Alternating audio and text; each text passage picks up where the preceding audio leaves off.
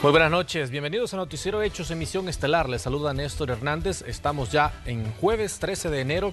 Gracias por acompañarnos, gracias a los que están a través de la pantalla de Canal 12 y a los que están también a través de Facebook en vivo a esta hora. Nosotros arrancamos con la información que usted necesita con nuestros titulares.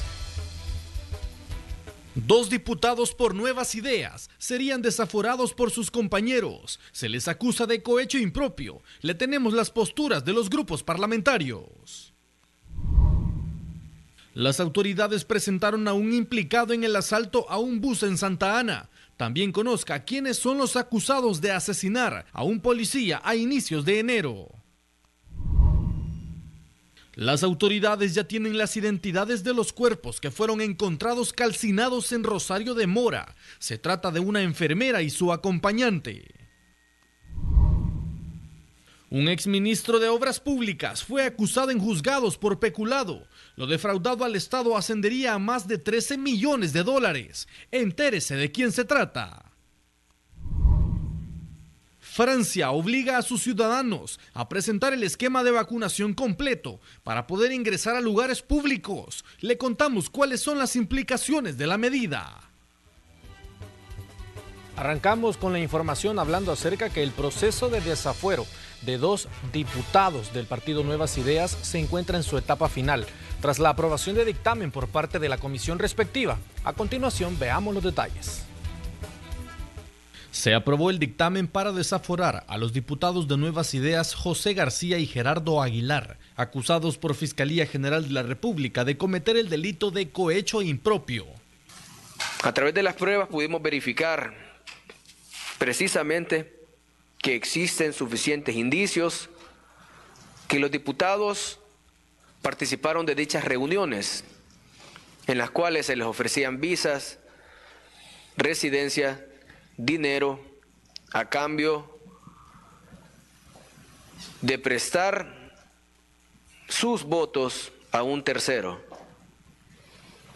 Consideramos que hay suficientes indicios del cometimiento de un ilícito, por lo que esta comisión decidió dictaminar favorable a la solicitud de desafuero. La comisión respectiva desarrolló una etapa de alegatos en la que participaron testigos, peritos, abogados defensores de los legisladores y personal fiscal de la Unidad de Análisis de Información. La acusación indica que los diputados habrían negociado prebendas a cambio de sus votos en el Pleno.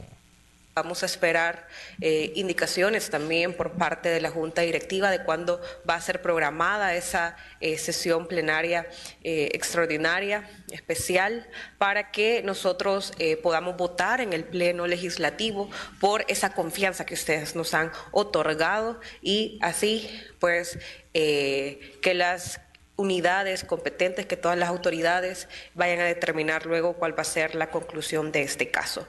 Para terminar el proceso de desafuero, ahora pasará a votación de sesión plenaria, donde necesita 43 votos para que luego el caso pase a instancias judiciales. Néstor Hernández, Noticiero Hechos.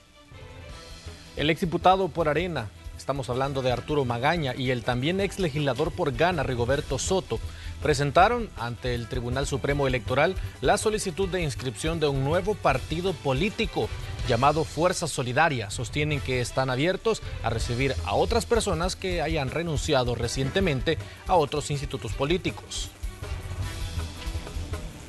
Donde van a ser recibidos pues todas aquellas personas que quieran aportar al desarrollo del país. Bueno, con la bendición de Dios y con el apoyo del pueblo, aquí estamos dando el inicio a una nueva era para el país. Y en las últimas horas, déjeme contarle que la Fiscalía General de la República presentó un requerimiento para iniciar un proceso judicial contra el exministro de Obras Públicas David Gutiérrez Miranda, acusado por el delito de peculado supuestamente cometido entre diciembre del año 2005 y enero del 2007. La defraudación al Estado sería por 13.7 millones de dólares. Se basan principalmente en diseño y la construcción de la apertura del Boulevard Diego Holguín en Santa Tecla, tramo 2, en donde al ser el titular del Ministerio de Obras Públicas, tenía diferentes funciones, las cuales eran dadas por la Constitución de la República, la Ley de Adquisiciones y Contrataciones de Administración Pública y por medio del cual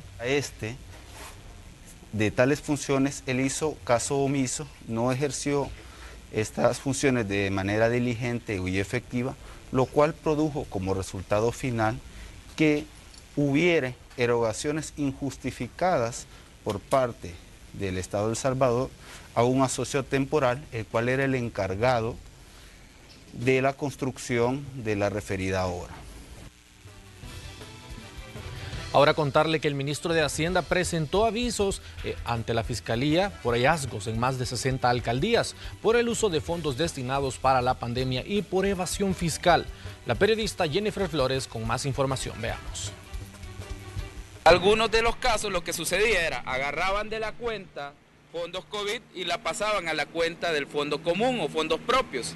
Y desde la cuenta de fondos propios pagaban salarios y pagaban todo lo demás. Iniciar una investigación por los posibles delitos de peculado y malversación de fondos destinados para la pandemia es lo que se busca con la documentación presentada por el ministro de Hacienda, tras encontrar varios hallazgos en las 66 alcaldías auditadas. Bastante decepcionante revisar las 66 casos y entender que en los 66 casos hubieron observaciones, cuando el mismo decreto pues era bastante amplio en los destinos que se podían ejecutar los fondos.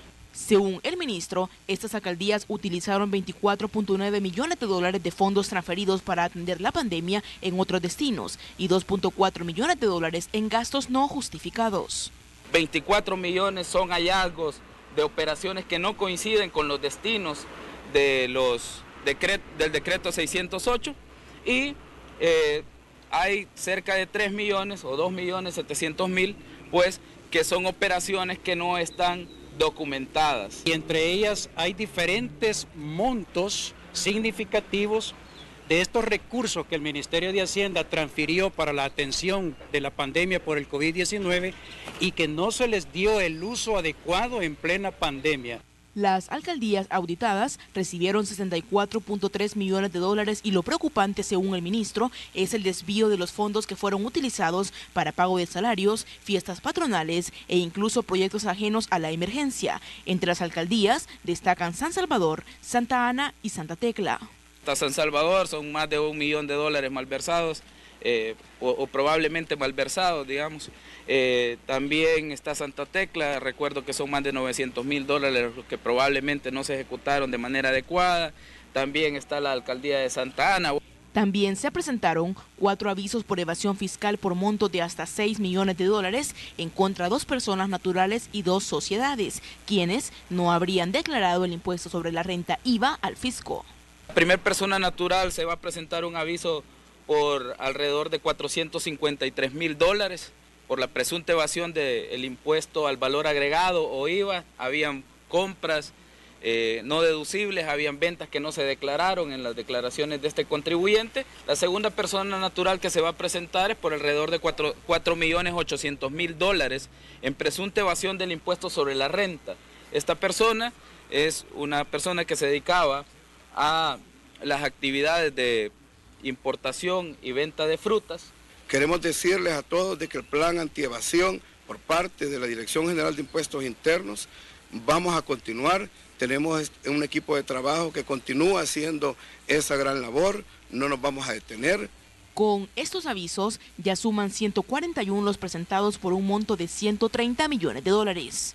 Con imágenes de Juan Castellanos, Jennifer Flores, Noticiero Hechos. Seguimos con más información. La Fiscalía General de la República anunció que fueron identificados los cuerpos que se encontraron calcinados hace 9 días en la carretera a Rosario de Mora y que según una prueba de ADN se trata de la profesional de enfermería Iris Raquel Ramírez del CID y su amigo Javier Ernesto Salinas Rivas, quienes días atrás fueron reportados como desaparecidos por sus familiares. Se hizo una muestra con una hermana de la persona femenina y una muestra con el papá de la persona masculina, a efecto de poder determinar por medio de ADN si en efecto se correspondían a las personas desaparecidas.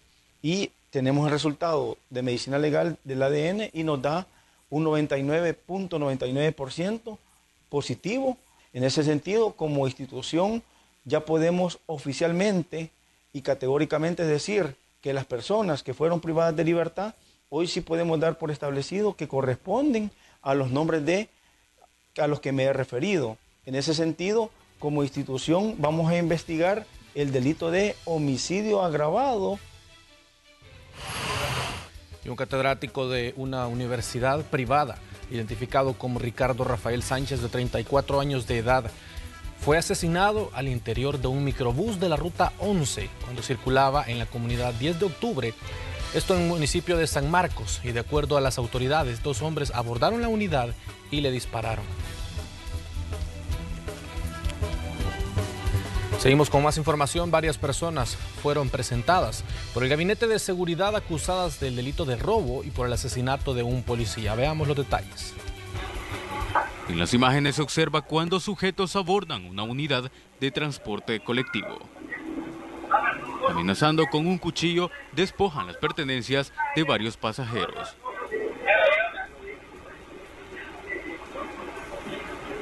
El hecho ocurrido en un bus de la Ruta 4 en Santa Ana, las autoridades de seguridad localizaron a uno de los responsables del hecho y quien deberá responder por sus delitos.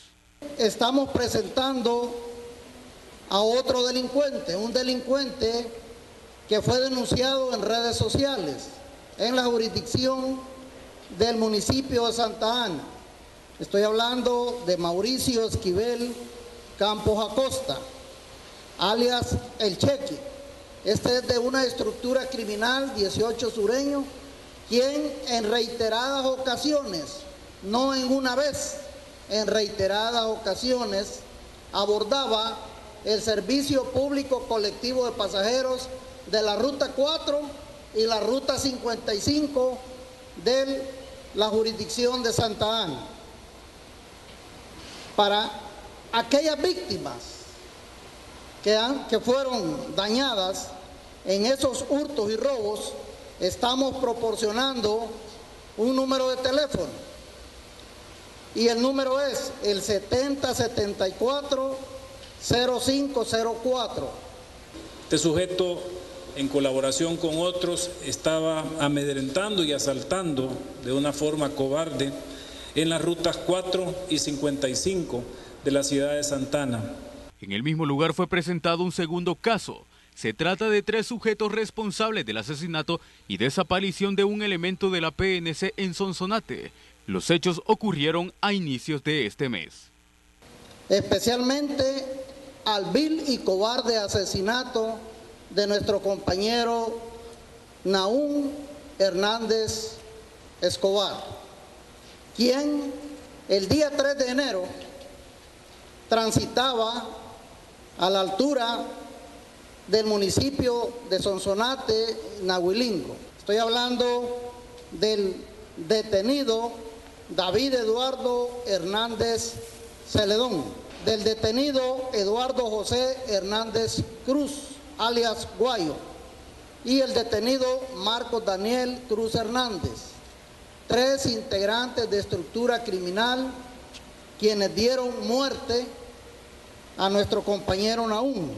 Reiterarle a la población que nos debemos a ustedes, estamos para ayudarles, para resolver los problemas y que verán muy pronto todavía muchas más acciones en contra de la delincuencia, ya de que estaremos incorporando 1.400 efectivos más al Plan Control Territorial. Los sujetos enfrentarán los cargos por sus delitos y serán enviados al penal de máxima seguridad en Zacatecoluca, mientras la Fiscalía judicialice el caso en tribunales.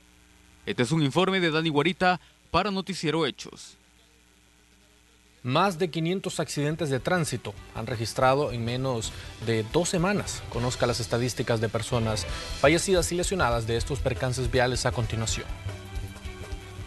52 personas han perdido la vida en los primeros 12 días de este año y 337 más han resultado lesionadas. Y es que en lo que va de enero, las autoridades reportan 529 percances viales. La distracción del conductor invadir el carril contrario y no guardar la distancia reglamentaria son las principales causas de los accidentes registrados, y la mayoría de estos siniestros viales se concentran en los departamentos de San Salvador, La Libertad y San Miguel. En cuanto a los accidentes de motociclistas, se contabilizan 90, los cuales han dejado 88 personas lesionadas y 17 fallecidas. Por lo que es necesario que tanto automovilistas como los motociclistas respeten la ley de tránsito para evitar que las cifras de los percances viales sigan incrementando. Un reporte de Iliana Leiva para Noticiero Hechos. En temas viales siempre vamos a continuar con esto. Un vehículo volcó sobre la avenida Jerusalén Sur, dejando una persona lesionada y quien fue trasladada a un hospital privado. Cruz Roja salvadoreña atendió el percance y, de acuerdo a cifras oficiales, diariamente en el país se registran al menos 46 accidentes en calles y carreteras. Las estadísticas también revelan que 4 salvadoreños pierden la vida cada día. Y en otro accidente de tránsito ocurrido en el Paseo General Escalón, una persona resultó lesionada luego que un motociclista que transitaba en aparente estado de ebriedad y respetara la luz roja del semáforo.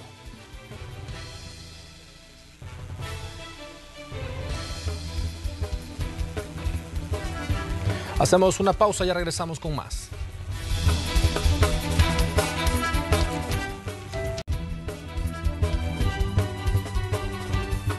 Hoy, 13 de enero, se cumplen 21 años del terremoto que sacudió a El Salvador, exactamente una fecha como hoy del año 2001, y que dejó decenas de personas fallecidas, siendo el municipio de Santa Tecla el más afectado. Veamos. 45 segundos bastaron para que el terremoto de 7.6 grados, registrado el 13 de enero del 2001, impactara a 11 de los 14 departamentos del país, dejando centenares de personas fallecidas, viviendas destruidas y carreteras bloqueadas tras los desprendimientos de tierra. Uno de los lugares más afectados fue la colonia Las Colinas en Santa Tecla, La Libertad, donde niños, adultos y ancianos quedaron soterrados al desprenderse un alud de tierra de la cordillera del Bálsamo. Más de un centenar de viviendas quedaron completamente bajo tierra, alertando a los equipos gubernamentales, socorristas e incluso familiares de las víctimas a mover escombros para encontrar sobrevivientes de la tragedia, donde murieron más de 900 personas. A pocas horas, el gobierno de ese entonces declaró estado de emergencia nacional por el fenómeno. Según evaluaciones de la Comisión Económica para América Latina y el Caribe, CEPAL, los daños y las pérdidas ocasionadas por el terremoto del 2001 fue de un estimado de 1.255.4 millones de dólares. 21 años después de la tragedia en la colonia Las Colinas, permanece el mural en memoria de las víctimas. Sus nombres y apellidos recuerdan aquel trágico momento y el luto que dejó el devastador terremoto al país. Con imágenes de Juan Castellanos, Jennifer Flores, Noticiero Hechos. Y por cierto, el ministro de Gobernación lanzó el Plan Nacional de Contingencia para Terremotos, el cual pretende que todas las instituciones y elementos de socorro estén preparados ante cualquier fenómeno natural. Ese plan contempla el área de intervención, organización y prevención de emergencias. Prevención y saber cómo manejar una situación en caso de sufrir un terremoto. Una tranquilidad de que las instituciones tienen una herramienta para poder prevenir y salvaguardar la vida de cada uno de nuestros salvadoreños en este caso específico, que tengamos un evento como el que hemos tenido en la historia. El titular de ANDA dio detalles sobre los trabajos realizados durante el 2021 a nivel nacional y cuáles son los proyectos que se ejecutarán durante este año 2022. Nosotros tenemos unas pérdidas arriba del 50%. De 3 a 5 millones de dólares se pierden mensualmente por fugas de agua a nivel nacional. Muchas de estas también se deben a conexiones ilegales o fraudulentas. Hemos iniciado ya hay equipos de avanzada que estamos trabajando en actualizar y aterrizar estudios técnicos que nos puedan permitir hacer, no solo definir cuáles son los principales segmentos de tuberías que vamos a cambiar, sino que dónde los vamos a cambiar. El presidente de ANDA también habló sobre los proyectos que se estarán ejecutando este año. Uno de estos es la construcción de un laboratorio de calidad en la zona oriental del país, intercambios estudiantiles y la rehabilitación y modernización de la planta Madresal en Usulután. Que va a beneficiar a 500 usuarios en una isla en Usulután que ha quedado abandonada por años. Es una planta desalinizadora única en El Salvador y en ANDA porque incorpora tecnología de alta gama como es de punta, como es ósmosis inversa. También destacó 5 ejes de trabajo que se ejecutaron durante 2021 relacionados al alcantarillado, saneamiento, eficiencia energética, calidad del agua y servicio al cliente. Entre estos, la habilitación de la planta potabilizadora Torogós, que abastece a más de 1.5 millones de habitantes de San Salvador. Fortalecimos la confiabilidad de la producción, pasando de 1.6 a 3 metros cúbicos por segundo.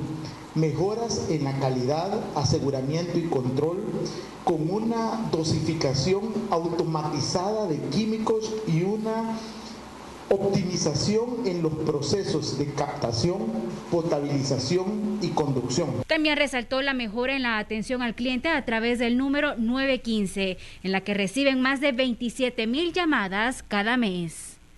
Este es un informe de Marcela Rivera. Los precios de productos como la leche, crema y quesos incrementaron en las últimas semanas. Eso es lo que aseguran comerciantes y consumidores de estos alimentos. Conozcamos más en el siguiente informe. Los lácteos y quesos en el país incrementaron de precio en las últimas semanas. Es lo que reportan algunos consumidores. Sostienen que les afecta su bolsillo. Mucho, bastante es elevado. Por ejemplo, la libra de queso duro valía $2.70, hoy vale $4.20. Y hay que ver cómo se saca para darlo a cora siempre los pedacitos. Pero ya a finales de diciembre sí ha subido. Y entre más días va más para arriba todavía. Parece mentira que tal vez sería, dice uno no, pero sí afecta. Afecta, aunque sea poco, pero le va afectando a uno porque ya uno tiene que sacar un poco más para poder decir comerse unas pupusas. Se sabe que están más caras por lo mismo, que ha aumentado lo que es el incremento de los lácteos. Las cosas. ¿El queso y la leche? Todo ha subido. ¿Y eso cómo le afecta a usted? A muchos los afecta porque a veces uno ya no alcanza, pues. Los precios de quesos, cremas y derivados incrementaron de 10 a 20 centavos. Así lo confirmó Yancy, quien se dedica a la venta de lácteos en Santa Tecla.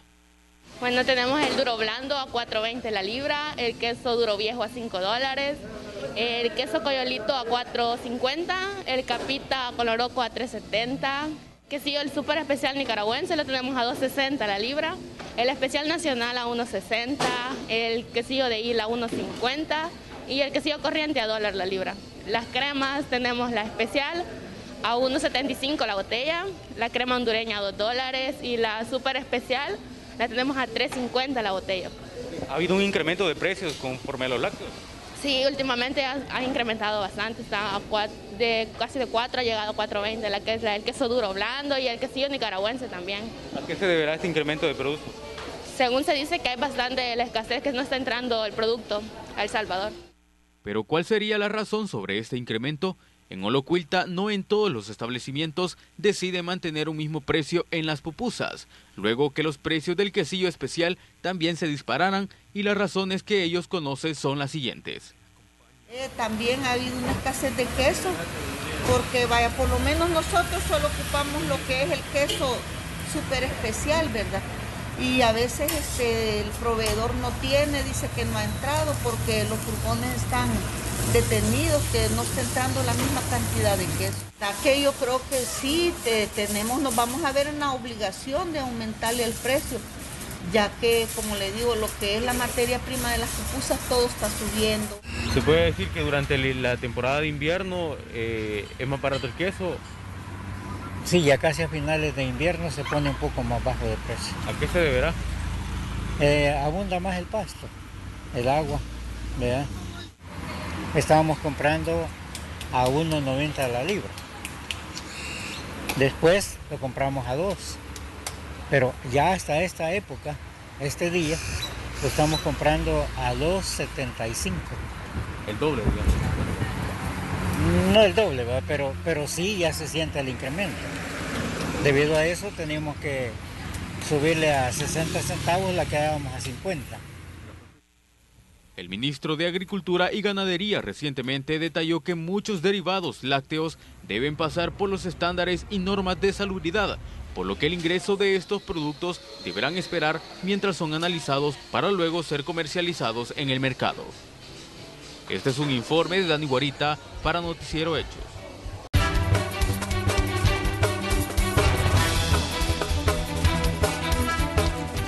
Ahora comentarles en noticias internacionales que el Parlamento francés estableció este jueves la obligatoriedad de un pasaporte de vacunación completa en lugares públicos, incluyendo bares y restaurantes. Esta medida entra en vigor durante una huelga de educadores contra los protocolos del manejo de COVID en las aulas. En Francia entra en vigencia la exigencia del pasaporte de vacunación completa, luego de que el Senado de ese país diera luz verde a la normativa este jueves. Ahora, para ingresar a lugares públicos, los franceses deberán presentar un certificado de inmunización contra el coronavirus. El pase de vacunación es obviamente una medida temporal y tan pronto como ya no sea necesario para reducir la circulación del virus y sobre todo para fomentar enérgicamente la vacunación, obviamente nos desharemos de él. Al mismo tiempo, educadores galos protestan con una huelga de actividades ante las medidas asumidas por el gobierno de Francia en el manejo de la pandemia dentro de las aulas.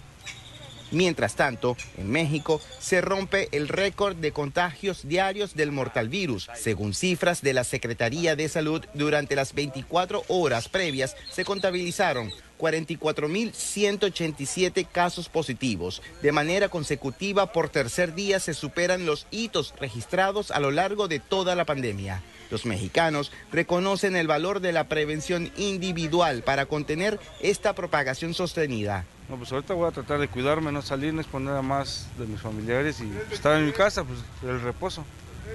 Pues no sé cuántos días me vayan a dar, pero pues así que los que sean necesarios, ¿no? Autoridades de la Ciudad de México incrementaron la disponibilidad de pruebas de detección. Datos oficiales indican que aún el nivel de hospitalización es bajo, aproximadamente 85% menor en comparación al comienzo de 2021. Desde el comienzo de la pandemia se han contabilizado 300.764 muertes en el país azteca. José Pernalete, Voz de América, Miami. La cuarta ola de contagios por la variante Omicron continúa en Estados Unidos y las autoridades adoptan medidas adicionales para reducir los casos, ayudar a los hospitales y proteger a las personas.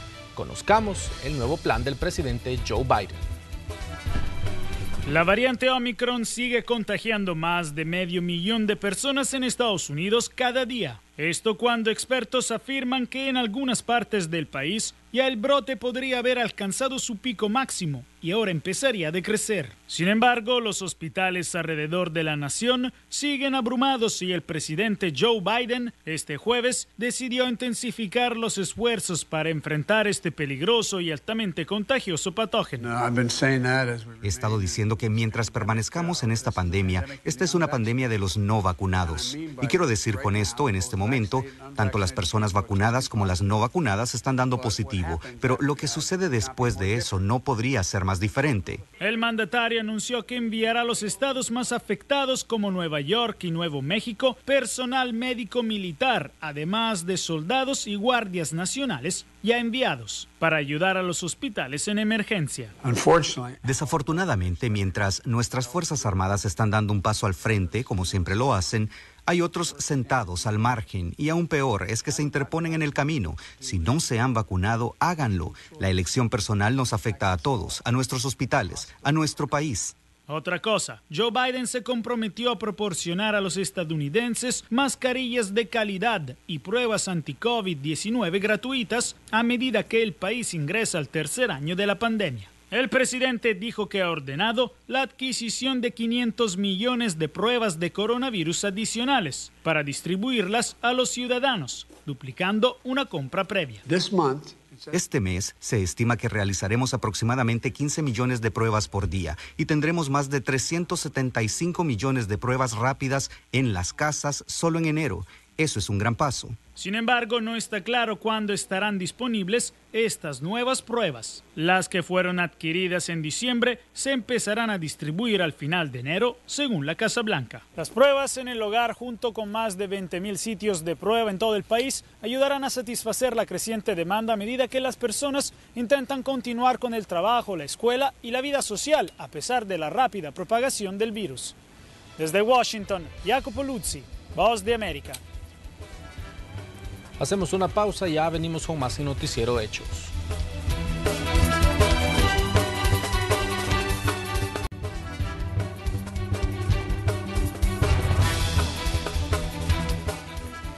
Y bueno, esto es lo que teníamos preparado en Noticiero Hechos. Antes que nada, pues también recordarles, mantengan las medidas de bioseguridad. Los casos de COVID-19 todavía se mantienen al alza en El Salvador, sobre todo porque hemos visto que en los últimos días, sobre todo con las celebraciones de fin de año, hubo muchas concentraciones, así que a cuidarse y a evitar propagar el virus. Nosotros nos despedimos de esta forma. Pase buenas noches. Mañana, por supuesto, en la siguiente emisión, a las 8 de la noche, Noticiero Hechos. Descansen.